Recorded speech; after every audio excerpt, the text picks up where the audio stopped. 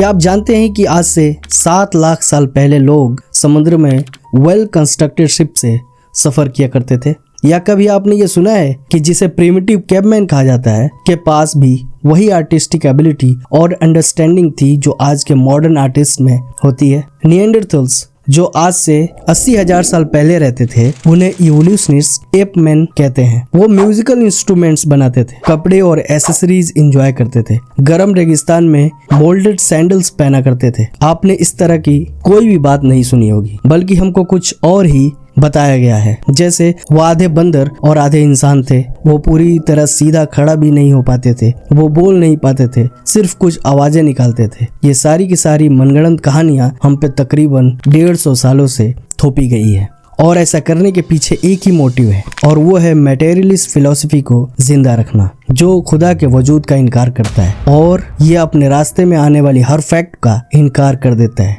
Materialist philosophy ये मानती है कि इस यूनिवर्स की कोई बिगिनिंग नहीं है और ना कोई क्रिएटर है। इसी की एक ब्रांच है थियरी ऑफ इवोल्यूशन। मटेरियलिस्ट्स खुदा के वजूद का इनकार करते हैं, तो सवाल पैदा होता है कि फिर आखिर ये लाइफ और अनगिनत स्पीसीज कहाँ से आए? तो इसका जवाब देने के लिए उन्होंने ये थियरी ऑफ इवोल्यूशन नाम की कहानी बनाई, जिसमें उन्होंने कहा कि इस यूनिवर्स में लाइफ की शुरुआत बाय चांस हुई। आज से मिलियंस ऑफ ईयर्स पहले बाय एक्सीडेंट कुछ बेजान सब्सटेंसेस आपस में कंबाइन हुए, जिससे फर्स्ट लिविंग सेल वजूद में आया और लाखों सालों तक ऐसे ही कोइंसिडेंट्स होते रहे और ऑर्गेनिजम्स वजूद में आते गए और फाइनली वो इवोल्यूशनरी चेन अपने फाइनल स्टेज में पहुंचा जब ऑर्गेनिजम्स इंसानों में बदल गए। The early history of Mankind, जिसमें ये कहा गया है कि कई एक्सीडेंटल म्यूटेशन की वजह से इंसान वजूद में आया, लाइफ फॉर्म्स प्रोग्रेस करती गई और इसने प्रिमिटिव ऑर्गेनिज्म से इंसान बनने तक का सफर तय किया, जो सारे ऑर्गेनिज्म से सबसे ज्यादा डेवलप्ड और एडवांस था। और इस तरह इंसान तरक्की करते गए और मोस्ट प्रिमिटिव कम्युनिटी से मोस्ट एडवांस्ड अर्बन सोसाइटी तक पहुंचे। लेकिन ये सारे अजम्पशंस एविडेंस से पूरी तरह खाली है। मैनकाइंड हिस्ट्री को इस तरह से प्रिपेयर किया गया है कि वो मटेरियलिस्ट फिलॉसफी और थियरी ऑफ इवोल्यूशन को सही साबित करने में सपोर्ट करे। इवोल्यूशनिस्ट साइंटिस्ट ने कुछ इमेजिनरी एराज इन्वेंट किए, जैसे द केवमैन एज यानी वो वक्त जब इंसान गुफाओं में रहते थे, और द स्टोन एज यानी वो वक्त जब इंसान पत्थरों का इस्तेमाल करना शुरू किए।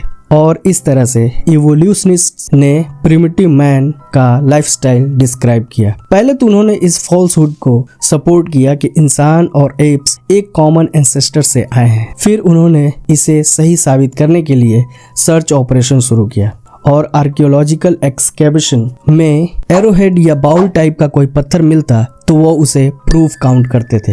ये सारे कॉन्सेप्ट्स सिवाय धोखे के और कुछ भी नहीं, क्योंकि रिसेंट एडवांसेस खासकर biology, palaeontology, microbiology and genetics evolution के क्लेम को पूरी तरह से डिमोलिश कर देता है और उस आइडिया को भी पूरी तरह से इनवैलिड कर देता है, जिसमें कहा गया है कि स्पीसीज अपने लेटर वर्जन में ट्रांसफॉर्म होते गए। फैक्ट ये है कि प्रिमिटिव मैन कभी एग्जिस्ट ही नहीं करते थे और ना ही कभी कोई स्टोन एज हुआ करता था। ये एक डिसेप्टिव सिनेरियो है जो इवोल्यूशनिस्ट्स ने मीडिया की मदद से गढ़ा है। मेरी आने वाली वीडियोस में मैं इसका साइंटिफिक और हिस्टोरिकल प्रूफ्स भी प्रोवाइड करूंगा इंशाअल्लाह।